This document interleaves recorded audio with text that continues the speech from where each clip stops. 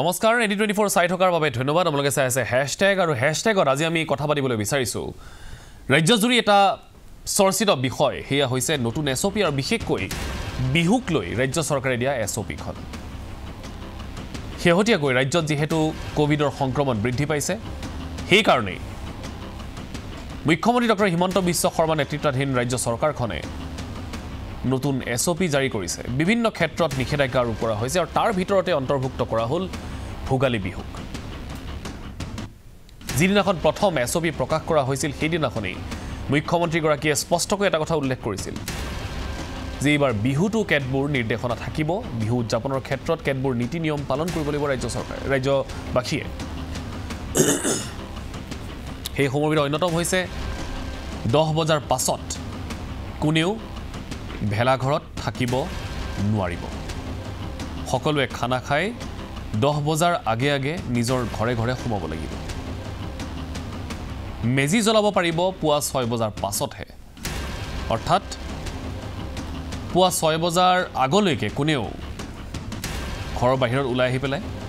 তেওঁলোকে মেজি জ্বলোৱাৰ যি পৰম্পৰা হে আৰম্ভ কৰিব নোৱাৰিব মুখ্যমন্ত্ৰীগৰাকীৰ নিৰ্দেশনাৰ পাছতে ৰাজ্যজুৰি প্ৰবল প্ৰতিক্ৰিয়াৰ সৃষ্টি হ'ল একাংশই এনেকৈও ক'লে যে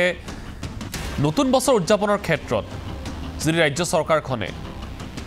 এসঅপিটো দূৰেই নৈশ সান্ধ্য আইন পৰ্যন্ত উঠাই ল'ব পাৰে তেতিয়াহ'লে বিহু উদযাপনৰ ক্ষেত্ৰত কিয় নোৱাৰে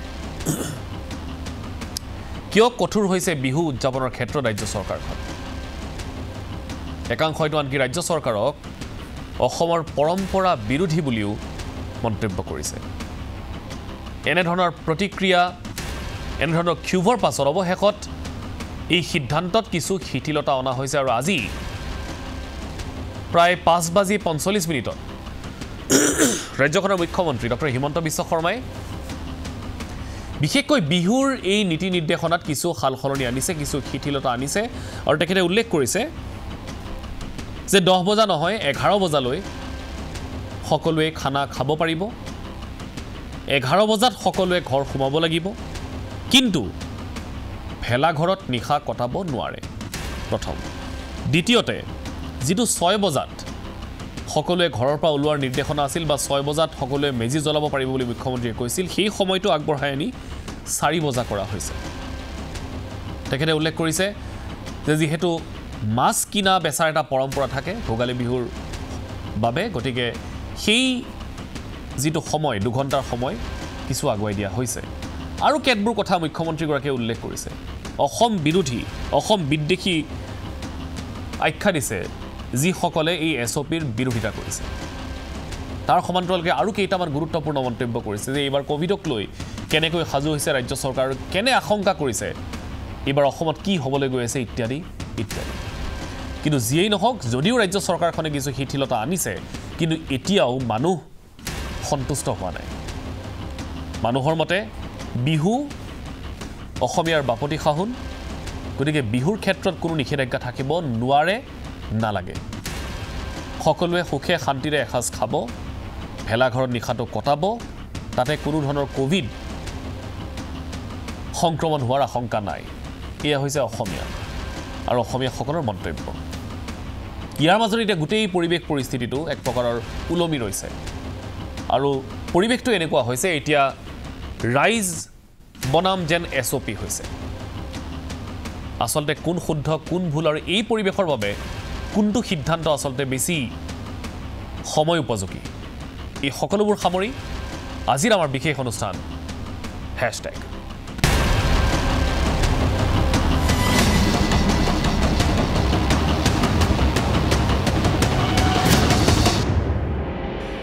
এই বিষয়টো আলোচনা কৰিবৰ কাৰণে আজি আমি কেইবাগৰাকী অতিথি আমন্ত্ৰণ জনাইছো আৰু পুনপৰীয়া সম্প্ৰচাৰটো আমাৰ সৈতে সাধাৰণ জনতা থাকিব যিসকলে এই এসঅপিৰ হয়তো সপক্ষে ক'ব নহলে বিপক্ষে ক'ব প্ৰথমতে ষ্টুডিঅত আছে মই প্ৰথম দুগৰাকী অতিথিক চিনাই কৰি দিছো আমাৰ সৈতে আছে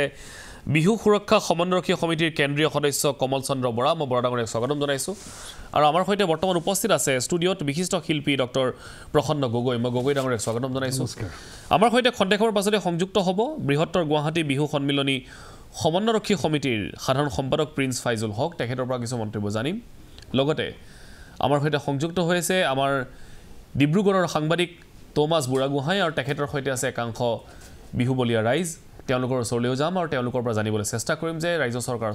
যি SOP তেওঁলোকে মানি ল'ব খোজে নে নোখোজে শিৱসাগৰৰ পৰা আমাৰ সৈতে থাকিব কৌস্তমণি কাকতি তেওঁৰ সৈতে একাংশ লোক থাকিব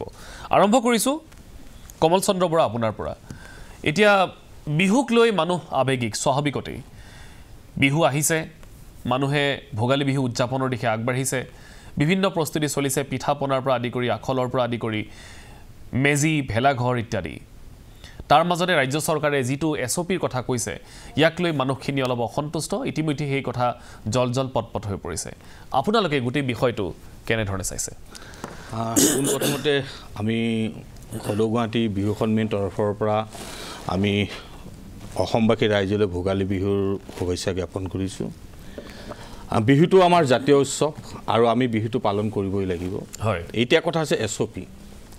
আমি SOP আমি চৰকাৰী SOP আমি সৰ্বসাধাৰণ ৰাইজে এতিয়াও মানি আহিছোঁ হয় কোভিডৰ যিটো মহামাৰী হৈছে মহামাৰীৰ সকলোৱে বোধগম্য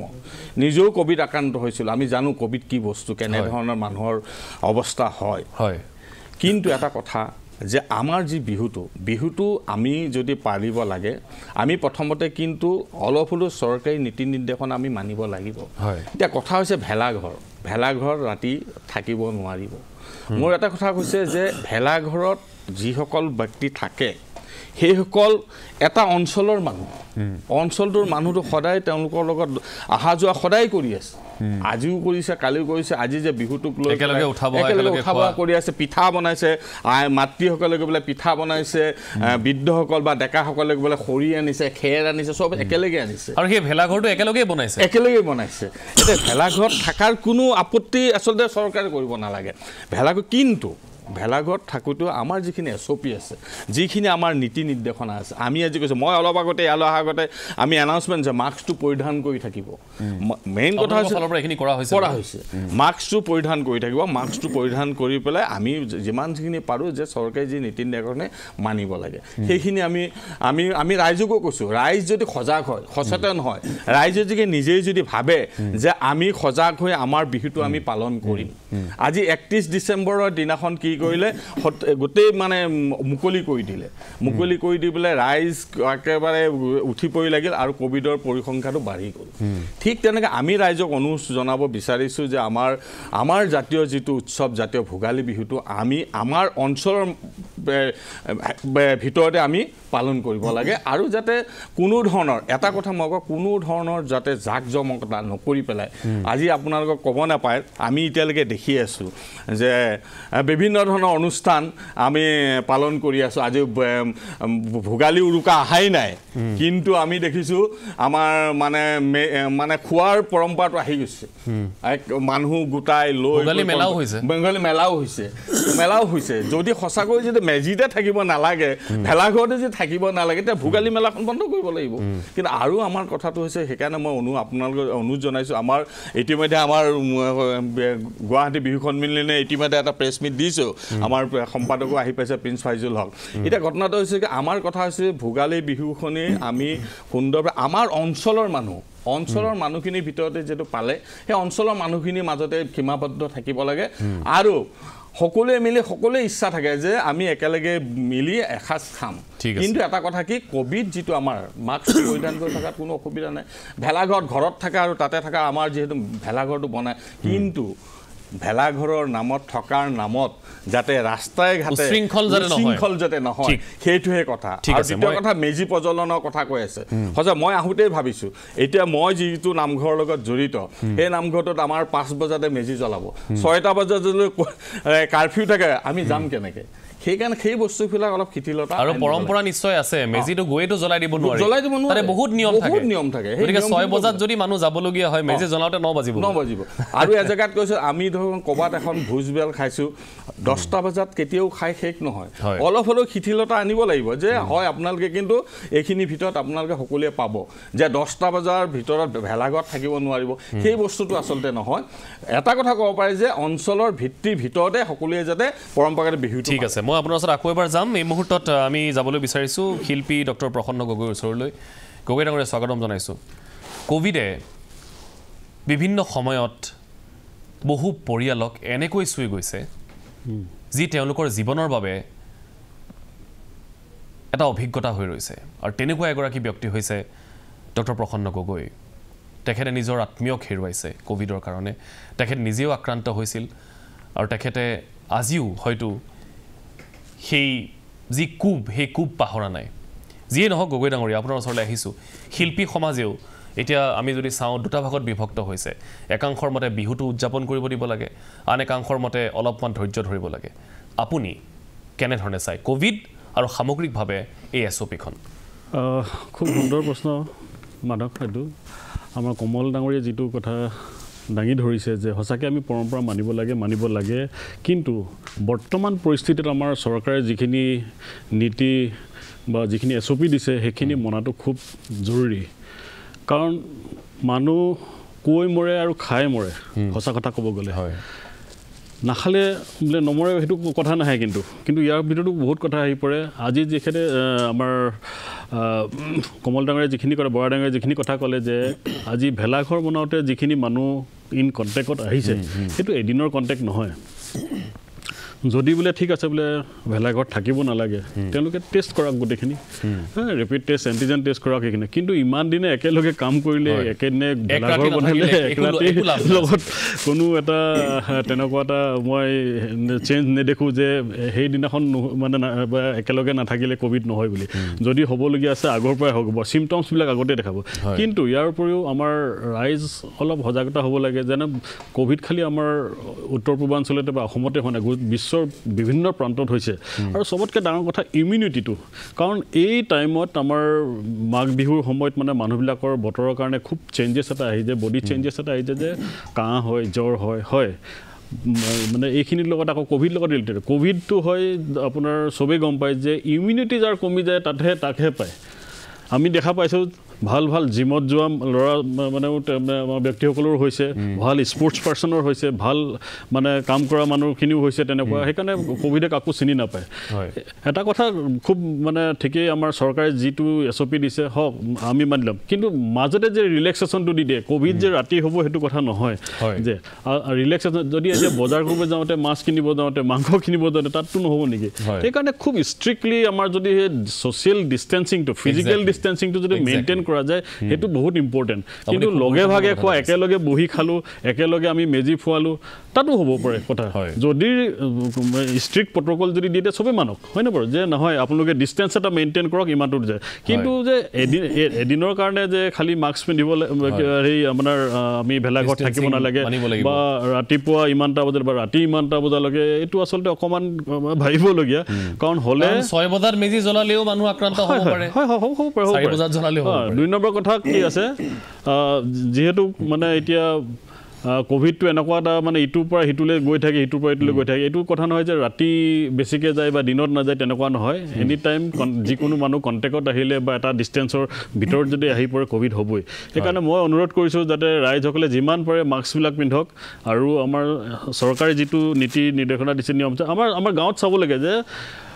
আমাৰ এতিয়া চৰকাৰে যিটো কৈছে যে 11টা বজালৈকে পাৰিব ঠিক আছে কিন্তু গাঁৱততো আমি 7টা 8টা বজাত গাঁৱত সোমাই যায় মানুহবিলাক কাৰণ গাঁৱততো ক'তো যাবলগীয়া নাই কাৰণ সেই বস্তুটো গাঁৱত এতিয়াও মেইনটেইন কৰি আছে খালি আমাৰ টাউনত থকা গুৱাহাটীত থকা হওক বা যিকোনো চহৰত থকা মানুহখিনিহে অলপ লেট নাইট থাকে কাৰণ গোটেই দিনটো হয় গোটেই দিনটো কাম কৰি পিনি লগে ভাগে এসাঁজ খাম বুলি বা তেওঁলোকে এটা মানে হেৰি কিন্তু সেইখিনি এতিয়া গাঁৱৰ মানুহখিনি আৰু আমাৰ চহৰত থকা মানুহখিনিৰ মাজত বহুত ডিফাৰেঞ্চ এটা আছে কাৰণ টাইম ফেক্টৰ এটা কথা আছে তেওঁলোকৰ কৰ্মভিত্তিত এটা কথা আছে আৰু 2 নম্বৰ যে আমাৰ অকণমান ডিষ্টেঞ্চিংটো আমি মেইনটেইন কিন্তু গাঁৱৰ এটা মানে ক্ল'জ এৰিয়াৰ ভিতৰত আছে সেইকাৰণে তাত মানে ক'ভিড হোৱা বা নোহোৱা হ'লেতো গোটেই গাঁওখনে হ'ব যদি নহয় কাৰো নহয় সেইকাৰণে বাহিৰৰ পৰা যাতে কোনো মানে অচিন ব্যক্তি আহি পিনি তেওঁলোকৰ যে মাজে মাজে খুলি দিয়া ব্যৱস্থাটো বেয়া আচলতে সেইটোৱে মই এগৰাকী মোৰ বন্ধু তেখেত ফ্ৰান্সত থাকে বৰ্তমান তেখেতৰ সৈতে কথা পাতিছিলোঁ মই তেখেতক তেতিয়া সুধিছিলোঁ যে ফ্ৰান্সত ইমান সুন্দৰকৈ গোটেই মেনেজমেণ্টটো কেনেকৈ কৰিলে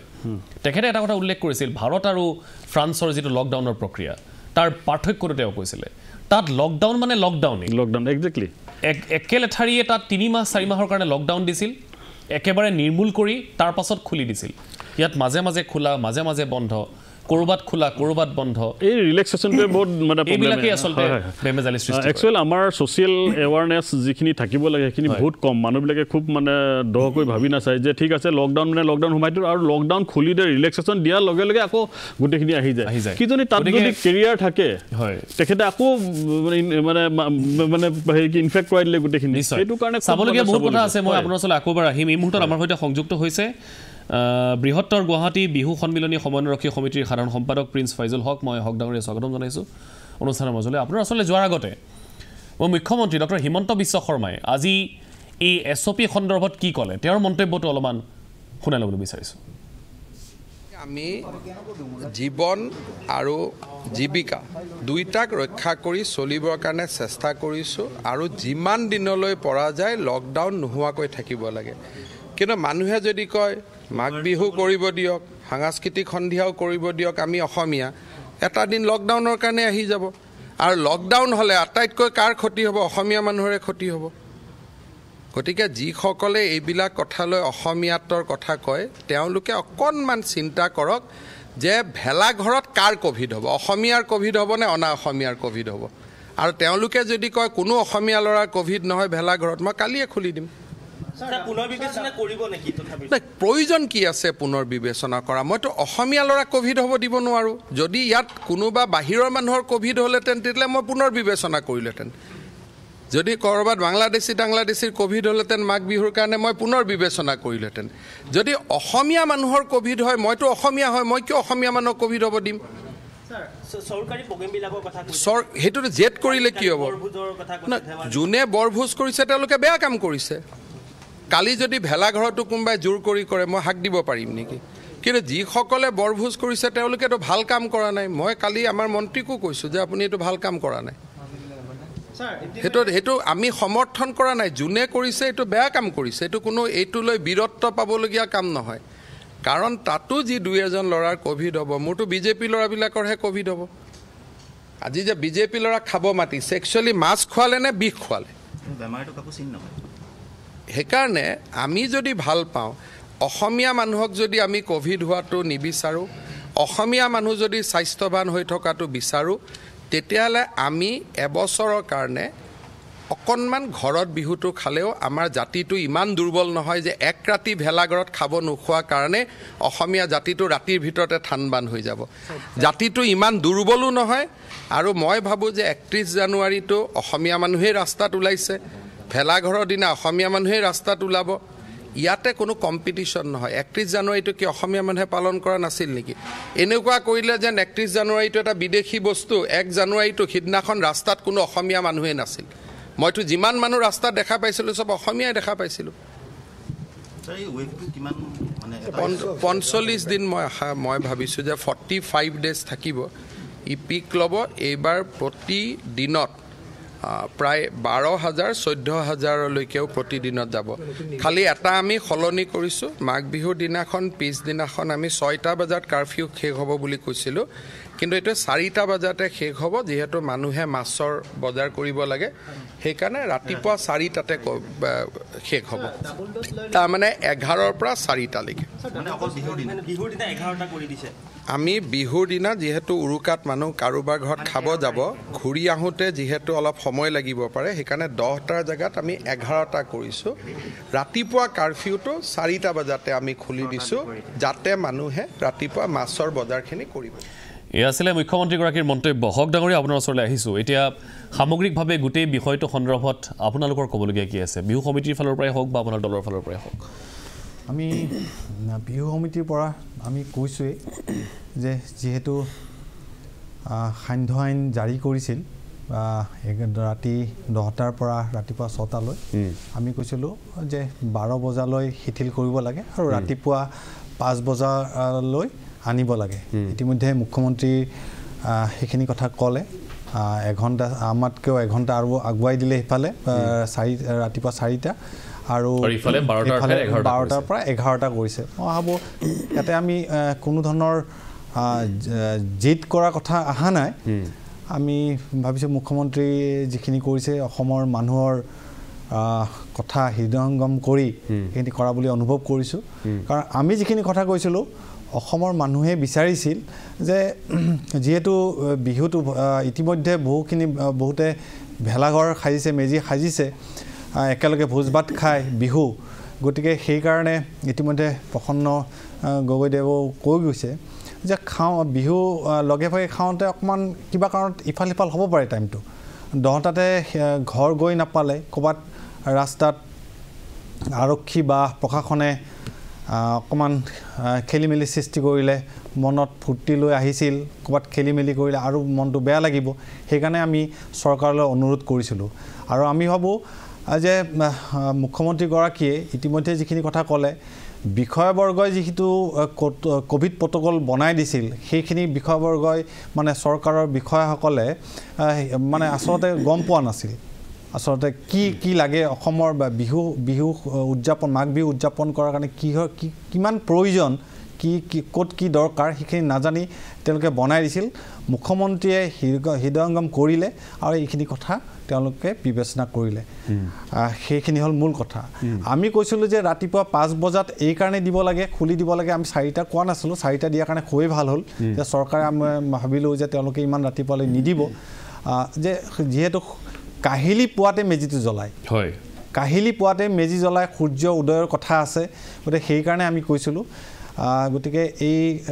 এইখিনি তেওঁলোকে কৰিলে আমাৰ মূল কথা হ'ল যে ৰাতি কেনেকৈ ৰাতি 10টাৰ পৰা ৰাতিপুৱা 6টালৈ কোভিড কেনেকৈ আহে সেই সময়ত মানুহ নাথাকেই আজি কিছুদিন আগতে গ্ৰন্থমেলা হৈ গ'ল এবাৰ গ্ৰন্থৰ বিক্ৰীও ভাল হৈছে খুব ভাল কথা আমাৰ কাৰণে খুব আনন্দৰ কথা কিন্তু সেই গ্ৰন্থমেলা কেইদিন আমি দেখিলোঁ লোকে লোকাৰণ্য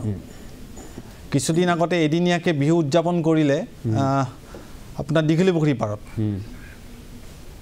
তাতেও মানুহ ইতিমধ্যে কেইবাখনো ঠাইত ভোগালী মেলা পাতিছে তাতেও মানুহ আমি বজাৰ সমাৰ কৰি আছোঁ তাতেও মানুহ গতিকে যি সময়ত মানুহ বেছি থাকে সেই সময়তে লকডাউনটো দিয়া বা বন্ধ কাৰফিউ হোৱাটো প্ৰয়োজন ৰাতি হোৱাটো প্ৰয়োজন নাই বুলিয়ে ভাবোঁ ৰাতি কোনে যায় মই ৰাতি কেতিয়া ওলাম য'ত মোৰ ক'ৰবাত বিপদ হয় মোৰ ঘৰৰ বিপদ নহয় আনৰ বিপদ তাতে সহায় কৰিবৰ কাৰণে বা সহায় ল'বৰ কাৰণে যাওঁ গতিকে এই সময়ত মই ভাবোঁ কাৰফিউ দিয়াৰ দৰকাৰ নাই দিব লাগে যে সঁচাই যদি আমি সঁচা মানে মই এই অৰ্থত কৈছোঁ যে বৰ্তমান কোভিড আহিছে যে এতিয়া লকডাউন দিয়ক এমাহ দিয়ক 2 মাহ দিয়ক বা 15 দিন দিয়ক 45 দিনৰ কথা কৈছে 45 দিন দিয়ক আমি সকলো মানুহে সুৰক্ষিত হ'ব লাগে ক'ৰবাত এৰি দি ক'ৰবাত কঠোৰ কিয় নহয় জানো তাকেই কৈছোঁ আজি 20 তাৰিখে ঠেঙাল কছাৰীৰ ইলেকশ্যন তাততো মানুহ ঘূৰি আছে নিৰ্বাচনৰ প্ৰচাৰ চলি আছে গতিকে কিবা এটা কৰিলে সমান হ'ব লাগিব অসমৰ মানুহে সেই কথাখিনিয়ে কৈছে যে ক'ৰবাত ধৰিছে ক'ৰবাত এৰি দিছে কিয় হ'ব পাৰে সেই কথাটোকে কৈছে গতিকে আমি কোনো চৰকাৰৰ বিৰোধিতা কৰিবৰ কাৰণে বিৰোধিতা কৰা নাই আমি কৈছোঁ যে এনেকৈ এই ধৰণে আগবাঢ়িলে সকলোৰে লাভ হ'ব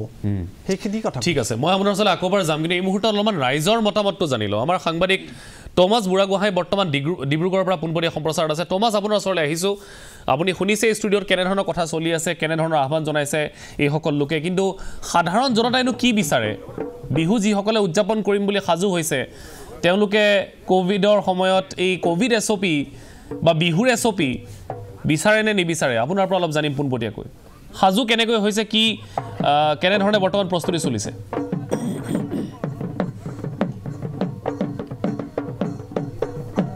হয় মানস বৰ্তমান মই ডিব্ৰুগড় বৰপৰা অঞ্চলত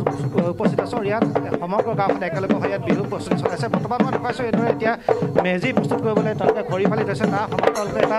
সুন্দৰ ভেলাঘৰ ইয়াত তেওঁলোকে সাজি উলিয়াইছে আৰু তেওঁলোকে ইয়াত আনন্দ ফূৰ্তি পৰিলক্ষিত হৈছে কিন্তু নতুন যিহেতু আজি পুনৰ আকৌ এটা SOP দিছে 11 বজালৈকে ইয়াৰ সময় বঢ়াই দিয়া হৈছে আৰু তাৰ লগতে পুৱা 4 বজাত যিহেতু তেওঁলোকে প্ৰথমে কথা পাতিবলৈ চেষ্টা কৰিছে তাৰপিছত মই বিহু পৰিৱেশৰ মাজলৈ লৈ যাবলৈ চেষ্টা কৰিছোঁ একাংশ লোক আছে আমি প্ৰথমে 2-1 যদি কথা পাতিলোঁ চৰকাৰে নতুন নীতি নিৰ্দেশনা দিছে এতিয়া আকৌ পুনৰ নতুন নীতি নিৰ্দেশনা দিছে যে 11 বজালৈকে আপোনালোকে ভেলাঘৰত থাকিব পাৰিব তাৰ মাজত কেনেদৰে বিহু পালন কৰিব আপোনালোকে চৰকাৰী নিয়ম মানিবনে নেমানে কি নিশ্চয় মানিম কাৰণ চৰকাৰে আমাৰ ভালৰ কাৰণে নিৰ্দেশনা কৰিছে চৰকাৰক যদি আমি সহকাৰী নজনাওঁ তেতিয়াহ'লে আমি এই পৰম্পৰা কেনেদৰে জীয়াই ৰাখিম আমি যদি জীয়াই থাকোঁ তেতিয়াই দ্বিতীয় নেক্সটত আমি আকৌ এই পৰম্পৰা পালন কৰিব পাৰিম চৰকাৰৰ প্ৰতি আমি সম্পূৰ্ণ সমৰ্থন জনাইছোঁ আৰু তাৰ মাজতো আমাৰ পৰম্পৰা জীয়াই ৰাখিবলৈ আমি চেষ্টা কৰিছোঁ কাৰণ এয়া আমি পূৰ্বৰ পৰাই মানি আহিছোঁ তাৰ মাজতে ক'ভিড প্ৰট'কলৰ যিটো নতুন নিয়ম সেইটো নিশ্চয় মানিম তেতিয়াহে আমাৰ প্ৰজন্মই দ্বিতীয়বাৰৰ কাৰণে আকৌ হয় নীতি নিয়মৰ মাজেৰে আচলতে পৰম্পৰা জীয়াই ৰাখিবই লাগিব নতুন নতুন SOP দিছে নতুন নীতি নিয়ম দিছে তাৰ মাজতো বিহু পালন কৰিবই লাগিব কি কয় হয় আমি পৰম্পৰাটো ৰক্ষা কৰিবই লাগিব চৰকাৰে দিয়া নীতি নিয়ম মানি পেলাই আমি আমাৰ পৰম্পৰাটো হয় ইতিমধ্যে তেওঁলোকে এইটো কথা কৈছে যে চৰকাৰে যি নিয়ম বান্ধি দিছে সেই নিয়ম মানিব তাৰ মাজতে তেওঁলোকে বিহু পালন কৰি যাব আনন্দ ফূৰ্তিৰ পৰিৱেশ মই তাৰ মাজতে কথা পাতিবলৈ চেষ্টা কৰিম নতুন SOP দিছে SOPৰ মাজত নিয়মৰ মাজত বিহু পালন কৰিব লাগিব এই নিয়মখিনিলৈ আপোনালোকে কিমান সন্তুষ্ট নহয় প্ৰথমতে মই গোটেই অসমবাসীকে ভোগালী বিহুৰ শুভেচ্ছা জ্ঞাপন কৰিব বিচাৰিছোঁ আৰু লগতে আপোনালোকে নিউজ লাইভে আহি আমাৰ এই অঞ্চলত এই খবৰখিনি লোৱাৰ কাৰণে আপোনালোককো ধন্যবাদ জনাব বিচাৰিছোঁ নতুন SOP দিছে তথাপিতো আমি পূৰ্বপুৰুষৰ নিয়ম অনুযায়ী ভোগালী বিহুটো উদযাপন কৰি আহিছোঁ গতিকে এইবাৰো আমি ভোগালী বিহুটো উদযাপন কৰিবৰ কাৰণে আজি কেইবাদিনৰ আগৰ পৰা প্ৰস্তুতি আগত ৰাখিছিলোঁ এতিয়া আপোনালোকে 11 বজাত শেষ কৰিব লাগিব সেইটো লৈ আপোনালোকে কিমান সন্তুষ্ট নহয় আমি চৰকাৰে যিটো নীতি নিয়ম বান্ধি দিছে সেইখিনিৰ ভিতৰতে আমি কৰিবলৈ চেষ্টা কৰিম হয় এয়া আছে ডিব্ৰুগড় পৰিৱেশ আৰু তেওঁলোকে ভোগালীক আদৰিবলৈ সম্পূৰ্ণ সাজু কিন্তু নীতি নিয়মৰ মাজত তেওঁলোকে যি SOP বান্ধিছে তাৰ মাজত তেওঁলোকে বিহু পালন বিচাৰিছোঁ কিন্তু তাৰ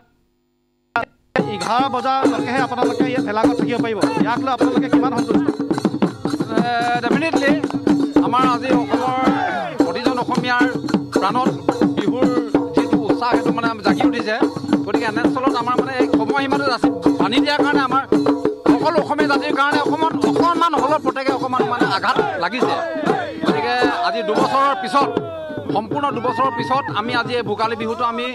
আইটো অসমৰ আমাৰ হিয়াৰ আমঠু বিহু গতিকে এই বিহুটো আমি উলহ মালহেৰে মানিবলৈ বিচাৰোঁ আমি হ'ব বকৰাবাসী ৰাইজে আমি ইয়াত লুকুত খাই আমি বহুত দিনৰ পৰা প্ৰয়াস কৰি আমি এই বিহুটো পাতিছোঁ গতিকে সকলোলৈ এই আপোনালোকৰ চেনেলৰ যোগেদি সকলোৱে আমি বিহুৰ উলহ জনাইছোঁ সকলোৱে যাতে বিহু মানে উপভোগ কৰিব পাৰে হয় ইতিমধ্যে আপোনালোকৰ প্ৰস্তুতি সম্পূৰ্ণ হৈ উঠিছে তাৰ মাজতো নীতি নিৰ্দেশনা আছে চৰকাৰে কেইবাটাও নিয়ম দিছে এতিয়া আপোনালোকে 11 বজালৈকেহে বিহুত ইয়াত ভেলাঘৰত থাকিব পাৰিব ইয়াক লৈ আপোনালোকে কেনেকুৱা প্ৰতিক্ৰিয়া কেনেকুৱা হ'ব বা সন্তুষ্ট চৰকাৰে যি নীতি নিৰ্দেশনা দিছে সেইটো আচলতে চৰকাৰে মানে ৰাইজৰ বেয়াৰ কাৰণে চিন্তা কৰা নাই ভালৰ কাৰণে চিন্তা কৰিছে কিন্তু ৰাতি এতিয়া ভোগালী বিহু আমাৰ পৰম্পৰা আজি অত বছৰৰ পৰা আমাৰ ভোগালী বিহু মানে গোটেই ৰাতি উজাগৰে থাকি আমি উৰুকাৰ নিশা পালন কৰোঁ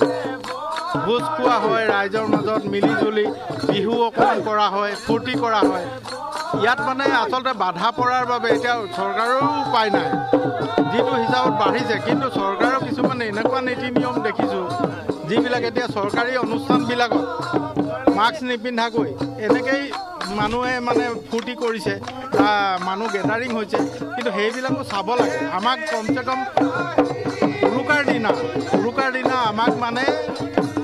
ৰাতি কমেও 1-2 বজালৈকে দিব লাগে সেইটোৱে মই অনুৰোধ কৰোঁ আৰু আমাৰ এইটো পৰম্পৰা ভোগালী বিহুটো আমিতো প্ৰত্যেক বছৰে পালন কৰোঁ ইয়াত আমি যেনেকৈ ৰাইজৰ মাজত এটা পৰম্পৰা বিহু উৎসৱ হওক বা যিকোনো উৎসৱেই হওক এই উৎসৱটো আমি মানি চলিব লাগে হয় নহয় সেইটো কথা এই ইমানকে ক'লোঁ ঠিক আছে হয় মানস দেখা পোৱা গৈছে আনন্দ এক পৰিৱেশ কিন্তু চৰকাৰী যি নীতি নিয়ম দিছে তাৰ মাজত তেওঁলোকে বিহু পালন কৰিবলৈ প্ৰস্তুত হৈছে 11 বজালৈকেহে তেওঁলোকে থাকিব বুলি ইতিমধ্যে কৈছে মই ইয়াৰ যি আনন্দ ফূৰ্তি এক পৰিৱেশ তাৰ মাজলৈ দৰ্শকক বুজাবলৈ চাইছোঁ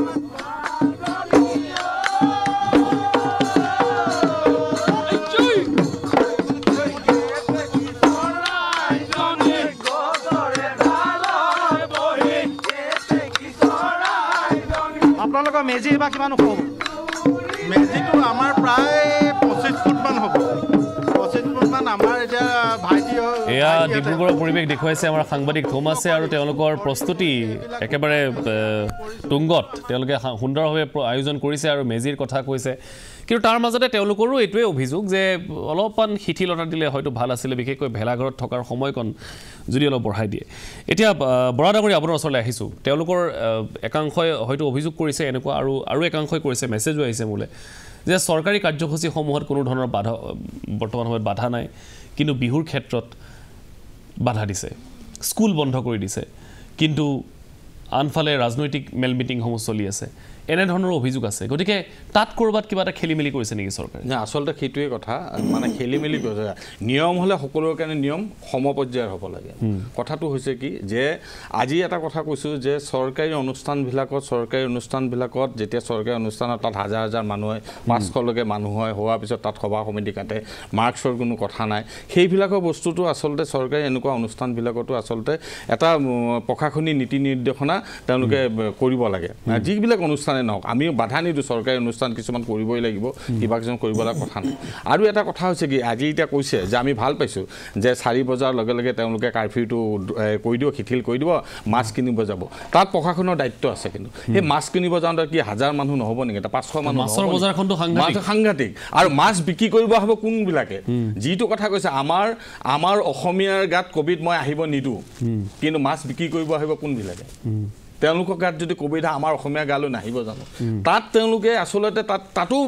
কাৰ্য ব্যৱস্থা ল'ব লাগে প্ৰশাসনে যে মাছ কিনিব যাওঁতে মাস্ক পৰিধান কৰাটো বাধ্যতামূলক কৰিব লাগিব কিছুমান দেখা যায় মানে মাস্ক পৰিধান নকৰিলে মাছ দিলে হেৰি কৰিলে বা যিজনে কিনিব গ্ৰাহকে কিনিব তেওঁ মাস্ক পৰিধান সেইখিনি প্ৰশাসনে কৰিব লাগিব তাত আমাৰ ক'ব লাগে না মাঘ বিহুটোৰ ক্ষেত্ৰত চৰকাৰে যিটো এটা পৰিস্থিতি যিটো কোভিড পৰিস্থিতি যাতে আমাৰ অসমীয়াৰ গালৈ যাতে নাহক অসমীয়া বুলিয়ে নহয় কাৰো গালৈ যাতে নাহক তাৰ ব্যৱস্থাৰ ক্ষেত্ৰত প্ৰতিটো যাওঁতে অকল ভোগালী বিহুটোৰ ক্ষেত্ৰত আমাৰ অসমীয়া ৰাইজৰ মাজলৈ কোভিড মই আহিব নিদিওঁ সেইটো নহয় যে কাৰো গালৈ নাহক আৰু প্ৰশাসনে সকলো ক্ষেত্ৰতে আচলতে কাৰ্য ব্যৱস্থা ল'ব লাগে সিদিনাখন দীপৰ বিলত মাছ মৰা উৎসৱ হৈ গ'ল তাতো বহুত মানুহ দেখিছোঁ তাত বস্তুবিলাক তেনেকুৱা এনেকৈ কৈছে সকলো ক্ষেত্ৰতে যে যিহেতু কোভিড পৰিস্থিতি হয় কোভিড পৰিস্থিতি আমি যিটো এতিয়া 600 500 700লৈকে বৃদ্ধি হৈ গৈছে আৰু আমিও নিজে ভাবিছোঁ যে ইয়াৰ পৰা আমি পৰিত্ৰাণ পাব লাগে ইয়াৰ পৰা পৰিত্ৰাণ পাব লাগিলে কি হ'ব প্ৰতিটো অনুষ্ঠানত প্ৰতিটো ক্ষেত্ৰত একদম তেওঁলোকৰ প্ৰশাসনে যিটো ইণ্ডিয়ানৰ কঠোৰ হ'ব লাগিব এতিয়া 10 বজাৰ পিছত যে কৈছে তেখেতে কৈছে 11 বজাৰ সকলো ঘৰমুৱা হ'ব লাগিব ইতিমধ্যে সদৌ গুৱাহাটী আমাৰ বিহু সমন্বয় সমিতিৰ পৰা কৈছে যে 12 বজা কৰিব লাগে এই ক্ষেত্ৰত আচলতে মুখ্যমন্ত্ৰী মহোদয়ে যিখাৰ কথা 11 বজা কৈছে আমি তেওঁক ধন্যবাদ দিছোঁ 4 বজা কৈছে ধন্যবাদ দিছোঁ কিন্তু ঘটনাটো হৈছে যদি কোনো এজন ব্যক্তি যে 11 বজা বুলি কোৱালে হয়তো 11টা বা 11:30 বাজিব পাৰে তেতিয়া দেখা পাব প্ৰশাসনে ৰাস্তাত ধৰি যাতে তেওঁক কোনো ধৰণৰ মানে তেওঁৰ ওপৰত যাতে আইনী ব্যৱস্থা নলয় তেওঁ সুন্দৰভাৱে ঘৰত গৈ যাতে হয় দেৰি হ'ব পাৰে কোনোবা এখন ঘৰৰ পৰা আহোঁতে দেৰি হ'ব পাৰে সেই বস্তুৰ ক্ষেত্ৰত অলপ শিথিলতা আনিব এইটো ক্ষেত্ৰত মই কওঁ কোনোবাই যদি একেবাৰে অভদ্ৰামি কৰে কোনোবাই যদি মদ খাই লৈ সেই ৰাস্তাত তেওঁলোকৰ ওপৰত ব্যৱস্থা লওক সেইটো ক'ব লগা একো নাই কিন্তু কথা হৈছে অসমৰ জাতীয় উৎসৱটোৰ ক্ষেত্ৰত অলপ হ'লেও এছপি সকলোৱে মানক এতিয়া যিসকলে কৈছে যে আমি চৰকাৰী নীতি নিৰ্দেশনা মানিয়ে আমি বিহুটো পালন কৰিম ভেলাঘৰখনত যিসকল থাকিব আজি মুখ্যমন্ত্ৰী মহোদয়ে কৈছে যে আমিতো তেওঁলোকে থাকিলে আমি একো ক'ব নোৱাৰোঁ যিসকল সঁচাকৈ যদি ভেলাঘৰত থাকে তেওঁলোকে যাতে বাহিৰৰ কোনো ব্যক্তিক আমাৰ প্ৰসন্নদাই কোৱা নেকি না বাহিৰৰ ব্যক্তি যাতে বাহিৰৰ পৰা তেওঁ আহিছে মানে নিজেও সচেতন হ'ব লাগে বাহিৰৰ ব্যক্তিক যাতে আনি তাত ৰাখি তেওঁ তাত একো টেষ্ট নাই হেৰি নাই তেওঁলোক সেইবিলাক ব্যক্তিৰ ক্ষেত্ৰত অকণমান মানে যিখন সমাজ থাকে তেওঁলোকে এটা ব্যৱস্থা ল'ব লাগে আৰু যদি কোনো যদি পৰিয়ালৰ লোক আহিছে আজি ধৰকচোন কোনোবা এটা পৰিয়ালৰ লোক ধৰক বাহিৰত আছে কোনোবা এখন দিল্লীত আছে তেওঁ বিহুত ল'ৰাটো আহিব তেওঁক লগত কোভিড টেষ্টটো কৰাব লাগে তেওঁক লুকুৱাই ৰাখি লাভ নাই যে সেই ল'ৰাটো ভেলাঘৰত থাকিব তেওঁ এটা পৰম্পৰা তেওঁক লগত কোভিড টেষ্টটো কৰাব লাগে তেওঁ ঠিকে আছে না এইখিনি কৰিলে আমি ভাবোঁ যে যিটো আমাৰ কাৰ্য ব্যৱস্থা যিটো চৰকাৰী হওক বা যেনেহ'লে আমি নিজে যদি সচেতন সজাগ হওঁ আমি ভোগালী বিহুটো সুন্দৰভাৱে পাতিব পাৰিম আৰু প্ৰশাসনেও সেই ক্ষেত্ৰত ব্যৱস্থা ল'ব লাগিব যিবিলাক বজাৰ সমাৰ মোৰ ওচৰতে এখন কলংপাৰ বজাৰ আছে নাৰেঙ্গী আপুনি দেখিছে আপুনি হয়তো গৈছে সেই কলংপাৰ বজাৰখন আপুনি দেখিব যে মানে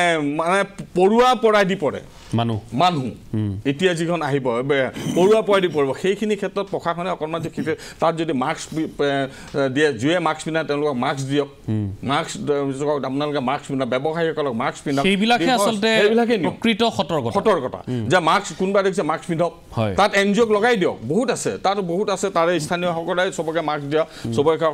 সামাজিক দূৰত্ব বজাই ৰাখা সেইখিনি কৰিলে মই ভাবো আমাৰ গালৈ কেতিয়াও কোভিডৰ সংক্ৰমণটো নহ'ব গগৈ ডাঙৰীয়া এটা কথা মুখ্যমন্ত্ৰীগৰাকীয়ে এই মন্তব্যৰ মাজতে এটা কথা উল্লেখ কৰিলে যিটো অতি চিন্তনীয় তেওঁ কথাটো ক'লে যে এইবাৰ 12ৰ পৰা 14,000 কেছেছ পাৰ ডে তালৈকো যোৱাৰ এটা আশংকা প্ৰকাশ কৰিছে আৰু যদি সেইটো হয় তেতিয়াহ'লে ই এটা অসমৰ কাৰণে অতি ভয়ংকৰ কথা আৰু যদি সেইটো হয় তেতিয়াহ'লে এটা লকডাউন নিশ্চিত কি ভাবে আপুনি হয় কেছেছটো দিনে দিনে বাঢ়ি গৈ আছে এটা কথা চাব লাগিব আমাৰ অসমীয়া মানুহবিলাকৰ ইয়াত বিশেষকৈ আমাৰ উত্তৰ পূৰ্বাঞ্চলটো বুলিয়ে ক'ব লাগিব আমাৰ লেণ্ড অফ ফেষ্টিভেলছ বুলিয়ে কওঁ হয় যিহেতু নাগালেণ্ডটো আমি লেণ্ড অফ ফেষ্টিভেলছ বুলি কওঁ উত্তৰ পূৰ্বাঞ্চলত এতিয়া 12টা মাহত 13টা পূজা বুলিয়ে কওঁ বা 13টা আমাৰ তেনেকুৱা কিবা নহয় কিবা থাকেই ঠিক আছে আমাৰ অসমীয়াৰ ক্ষেত্ৰত আমাৰ ভোগালী বিহু বহাগ বিহু দুৰ্গা পূজাই হওক চৰকাৰে এটা বস্তু আমাক কৰিব লাগে যদি আপোনালোকে যদি পৰম্পৰা জীয়াই ৰাখিব বিচাৰিছে 14 দিনৰ আগত আপোনালোকে গোটেই RT-PCR টেষ্ট কৰাওক আৰু ক্লিয়াৰ হওক তাৰপিছত আমি হেৰি কৰিব দিম চবেই কোভিড টেষ্ট কৰি পিনে 14 দিনৰ আগত যদি ক্লিয়াৰ হৈ যায় তেতিয়াহে মানে আপুনি এতিয়াতো কোনোটো তেনেকৈ কৰা নাই কাৰোবাৰ আজি হৈছে কাৰোবাৰ তেনেকৈ হৈছে যদি এখন বোলে গাঁৱত কৰিবলগীয়া আছে যিকোনো ঠাইত কৰিবলগীয়া আছে এতিয়া এনেকুৱা হৈ গৈছে ভাৰতবৰ্ষৰ বিভিন্ন প্ৰান্তত যদি তেনেকুৱা কিবা উৎসৱ বা কিবা ফেষ্টিভেল পাতে গোটেই ডাবল ড'জ ভেকচিনেটেড পাৰ্চনছবিলাককে এলাউড কৰে বাকীবিলাকক নকৰে এলাউড তেতিয়াহ'লে এইখিনি বস্তু আমি যদি কাৰ্যকৰী কৰিবলৈ হয় তেতিয়া প্ৰত্যেকটা আমাৰ উৎসৱৰ ধৰি লওক আমাৰ নিউ ইয়েৰটোৱে হওক বা খ্ৰীষ্টমাছ ডে হওক বা বহাগ বিহুৱে হওক বা আমাৰ ভোগালী বিহুত এইটো 14 দিনৰ আগত চৰকাৰে একদম বাধ্যতামূলক কৰাই দিয়ক যাতে 14 দিনৰ আগত যিটো টেষ্ট হ'ব তাৰ ৰিজাল্টটো পাই যাব তাৰপিছত সুন্দৰভাৱে তেওঁলোকে কৰক আৰু বাহিৰৰ পৰা যাতে কোনো যাতে নাহে সেইখিনি তেওঁলোকে মানে আৰু ডেইলি এতিয়া মানে হাজাৰ এতিয়া কিমান হাজাৰ হ'ব কোনো ক'ব নোৱাৰি তাৰ তথ্য নাই আৰু কিছুমান এতিয়া গাঁৱত থকাবিলাকৰ এতিয়াতো তেনেকুৱা তথ্যটো নাই এতিয়া যিখিনি মানে টেষ্ট কৰিছে সেইবিলাকৰে আছে সেইকাৰণে এটা নিজৰ আত্মীয়জনক হেৰুৱাটো যিমান দুখ প্ৰথমে ফূৰ্তি কৰাটো বেলেগ কথা মানুহে ফূৰ্তি কৰে কিন্তু এজন আত্মীয়ক হেৰুৱাটো বহুত ডাঙৰ দুখ মই নিজে ভুক্তভোগী মই অনুৰোধ কৰিছোঁ যে চৰকাৰে যিটো SOP দিছে হয় মানিছোঁ কিন্তু আমি পৰম্পৰা জীয়াই ৰাখিবলৈ হ'লে কিন্তু এইখিনিও আমি চাব লাগিব নিজে ছেফটিটো চাব লাগিব আৰু চৰকাৰক এনেকৈ কৈছে এইবাৰ যি হ'ল কিন্তু অহাবাৰ পৰা আপোনালোকে 14 দিনৰ আগত তেনেকুৱা কৰক যে লকডাউনটো যাতে নহয় যাতে আমি 14 দিনৰ আগত যদি চবেই যদি টেষ্ট কৰোঁ তেতিয়াহ'লে আমি চব ক্লিয়াৰ হৈ যাওঁ সেইখিনি চৰকাৰে গুৰুত্ব সহকাৰে ল'ব লাগে কিন্তু একাংশৰ মতে আকৌ বিহুৰ বাবে কোনো ধৰণৰ SOP থাকিবই নালাগে বিহু অসমীয়াৰ বাপতি সাহোন গতিকে বিহু দুটা দিন অন্তত অসমীয়াক উদযাপন কৰিব দিব লাগে যেনেকৈ নতুন বছৰত কোনো SOP নাছিলে ঠিক তেনেকৈ বিহুৰ ক্ষেত্ৰতো কোনো SOP নালাগে তাৰপিছত চৰকাৰে যি কৰে সকলো মানিবলৈ তেওঁলোক সাজু এই ক্ষেত্ৰত প্ৰিন্স ফাইজুল হকে কি কয় আমি জানিম তেওঁৰ ওচৰলৈ যাম কিন্তু তাৰ আগতে এটা চমু বাণিজ্যিক বিৰতিৰ সময় হৈছে এটা বিৰতি লৈ লৈছোঁ